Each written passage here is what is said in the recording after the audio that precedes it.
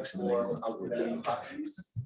We start with the first, which is Federica Nappa, and then she will present something related to anti-money laundering, new prospects in the digital society.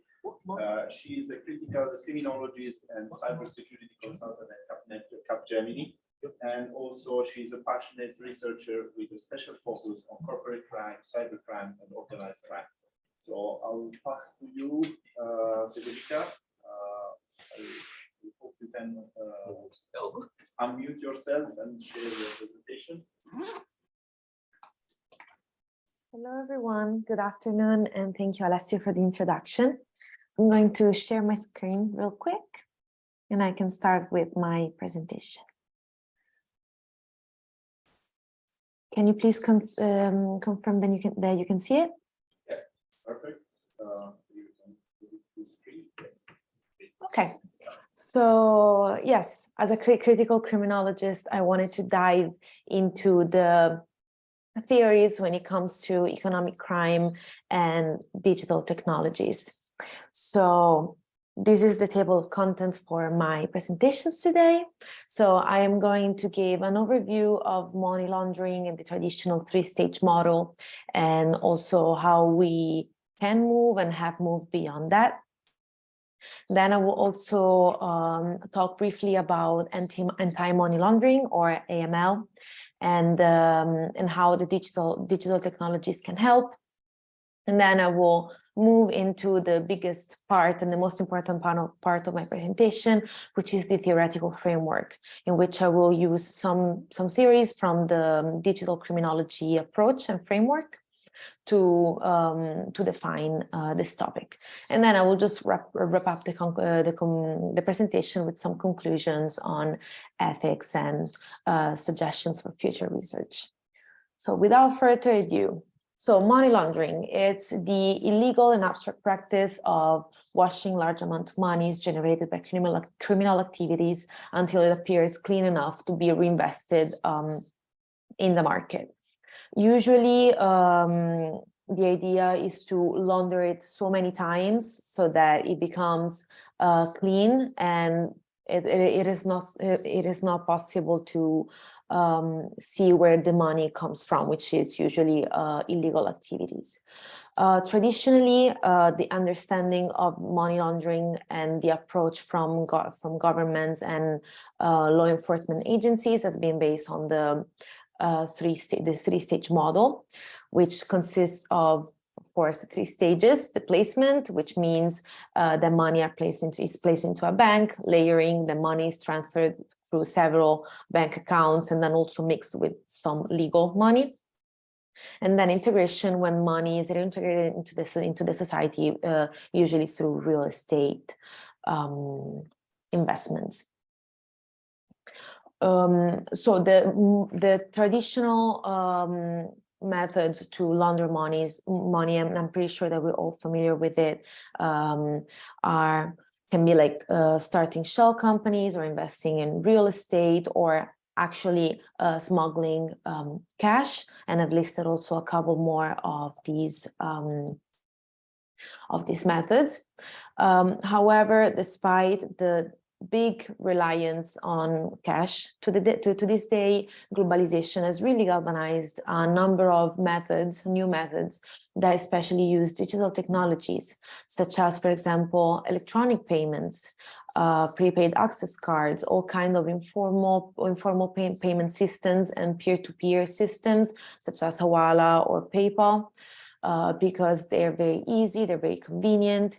Cryptocurrencies are also very important and very used in this, because they give a sense of anonymity, and also social media platforms, because they can really ease the communication and bridge across different countries.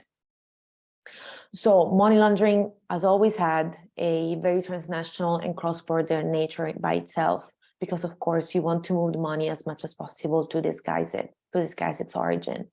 But this has really been exacerbated and escalated by technological advancement, in particular digital technologies, and this has frustrated even more current, or I want to say obsolete and traditional AML activities. So yes, the main shortcomings of the current AML efforts are based on the three-stage model. I've listed a few of these shortcomings, but they all have to do with consistency and differences among countries and among governments and among different regulations internationally. However, digital technologies really have the potential to make ML faster, cheaper, and more effective. And here I've listed a few examples of this, such as KYC processes, artificial intelligence, blockchain technology. We already mentioned a couple in the previous panel. However, what I really want to stress in my presentation is that yes, digital technologies can really help in making anti-money laundering more effective, faster, and more accurate, but they don't provide a complete solution by themselves. What is needed is a combination of human skills and digital technology tools to make AML programs even more effective. These can be technological solutions, very robust ones, but also skilled human analysts, regulatory oversight, and especially cooperation between the private and the public sector. This leads me directly to the theoretical framework, which again is my background and is the main part of my presentation. Given the fact that the best way to tackle money laundering is by putting together different kind of approaches, human and technological, this leads us directly to the concept of digital society, which is everything in this modern world where technology shapes all human interactions and all human relationships. It's basically the social, cultural, and economic environment where digital technologies play a significant and pervasive role. Here, I put a quote which I think was very correct, saying that digital society refers to the integrated whole represented by digital technologies and society, a whole that is more than the sum of its parts.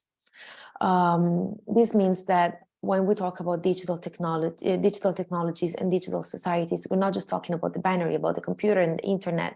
We're talking about the capacity of new technologies to shape and produce social relations. So what I really want to stress is that when we talk about digital society, it's really important to talk about intersectionality between the technology and the social. They mutually and reciprocally shape and influence each other. What is also very important to remember is that money laundering has a technosocial nature per se, and this is directly linked to digital society. Technosociality within the digital society means embracing the intersectionality between human and technological efforts. This means that we're living in a hybrid world between, again, what is concrete, what is very logical, and the technological.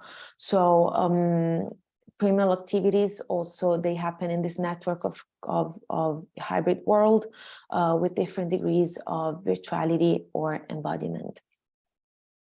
The interconnectedness, between technology and society basically means that technology, it's a two-way street, which means that technology influences social interactions, but at the same time, society shapes the development and the use of technology itself.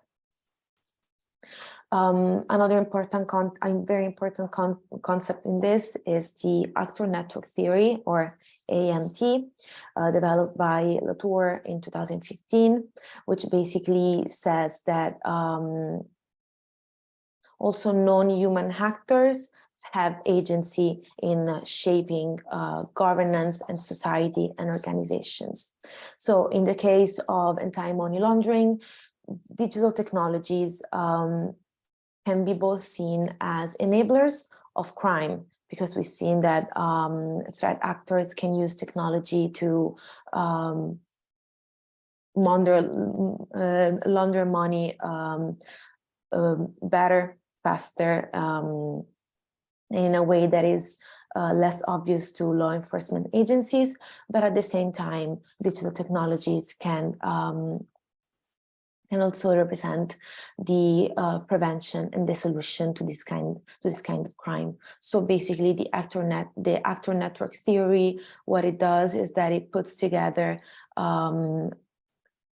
human and non-human actors on the same and equal level of agency.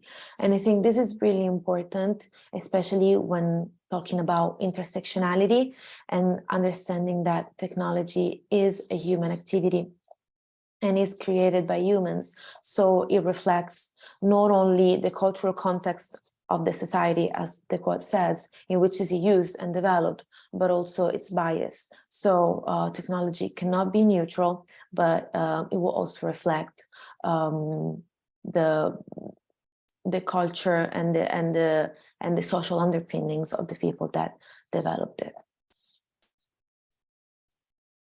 So to conclude, the biggest takeaway of the presentation is that digital technologies are socially constructed and socially embedded. By embracing intersectionality between human and technological efforts, it's possible to enhance the effectiveness, efficiency, and resilience of anti-money laundering measures. What I'm thinking with this is specifically combining human expertise and the sensitivity that we have to nuances that maybe machines don't have, and the human judgment, intuition, and contextual understanding. And this translates into education, into trainings, but also into the interpretation of the outputs that are generated by digital technologies. All of this with robust technological solutions that can detect and mitigate threats and, in this case, money laundering. So I believe that since this is a very urgent and also very hyped topic, I believe that we still have a long way to go, and that future research on the use of digital technologies should really focus on the ethical concerns. Again, previous panelists have already touched upon this. And here I listed a few of these concerns, such as the responsibility of the platforms. So if a threat actor uses PayPal, for example, to launder their money, what's the responsibility of PayPal? Or again, very obviously, the privacy and the protection of data. What is the actual impact of digital technologies on individual, specifically the ones that are not innocent, that are innocent. And this links directly to the bias and discrimination that, as we've seen, especially AI can sometimes start and do. So this was my presentation. These were my references, if you want to take a look at them. Thank you so much, and I look forward to your questions. Those are my contacts.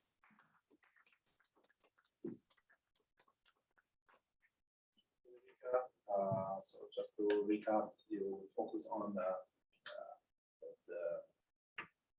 AML with an overview, including also the link with the new digital technologies. You insisted a lot on the intersectionality as the key for the analysis, especially for the theoretical framework. It was a brilliant presentation. Thank you very much for your contribution.